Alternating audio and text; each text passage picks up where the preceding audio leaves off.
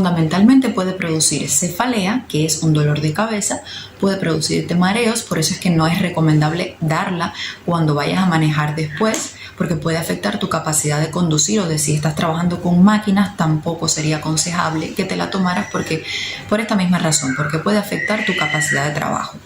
Puede producir visión borrosa, algunos pacientes también refieren alteraciones en la percepción de colores, puede producirte bronquitis, alopecia, refieren mialgia, que son como unos dolores musculares que sientes, y también esto depende un poco el tipo de inhibidor de la fosfodiesterasa 5 que estés utilizando, porque ya en la actualidad se han creado unos nuevos que tienen al final tienen la misma efectividad en cuanto al efecto final. Sin embargo, se ha observado que las reacciones adversas sí son un poco menos e incluso son un poco más específicas. Por ejemplo, actualmente hay uno que se llama tadalafilo, que la ventaja que tiene sobre el sildenafil es que el tadalafilo actúa por 36 horas, cuando el sildenafil está solo en tu organismo 5 horas. Esta sería la mayor ventaja. Pero sin embargo produce como reacción adversa frecuente la presencia de mialgias. Hay otros que se llaman avanafilo o vardenafilo, o sea, se han creado muchísimos, y la diferencia entre ellos, ya te digo, la diferencia es básicamente el perfil de reacciones adversas, porque el efecto al final va a ser el mismo. Entonces, para terminar el programa, quiero comentarte sobre la pregunta de que si me he tomado una sobredosis, ¿qué debo hacer? Bueno, si te has tomado...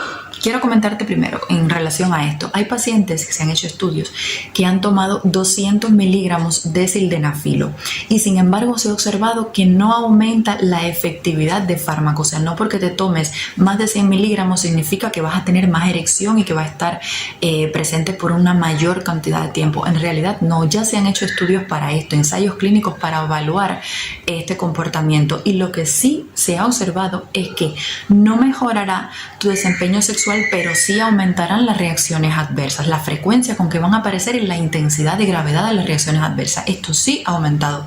Por eso desde aquí ya te estoy recomendando que te tomes la dosis que te toca. Y si has llegado a 100, pues entonces habrá que hacer una evaluación general, incluso hasta psicológica, para poder evaluar otras causas. No le haces caso al médico. Entonces, en el caso de habértela tomado, lo que debes hacer es inmediatamente ir a tu centro de salud, ir a tu hospital más cercano, y en dependencia de la situación clínica en la que te encuentres, pues será el tratamiento que te pongan. Diálisis nunca te van a hacer, porque al no eliminarse prácticamente el sildenafilo por vía urinaria, no tienes razón para que te hagan una diálisis. Quizás lo que sí te van a hacer es ponerte fluidos en vena para tratar de aumentar la presión en el caso de que te haya bajado demasiado. Quizás utilizarán unas drogas vasoactivas, unos fármacos para aumentar tu presión, drogas que cierran los vasos y aumentan tu presión, y medidas generales en realidad, pero no te van a hacer nada más aparte de esto.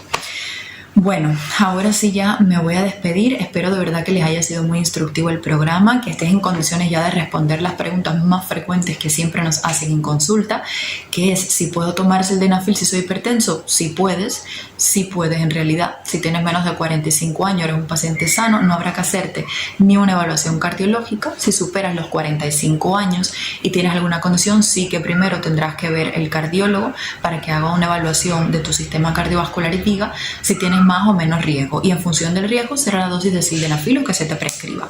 Pero en general es un fármaco bastante seguro que puede ser utilizado, pero siempre te aconsejo que sea prescrito por un médico y no que la adquieras por cualquier otra vía y te la tomes. Bueno, ya tengo pacientes, así que bueno, los dejo. Mil abrazos, mil besotes, cuídense muchísimo y nos vemos el lunes. Chao. Yes, good morning.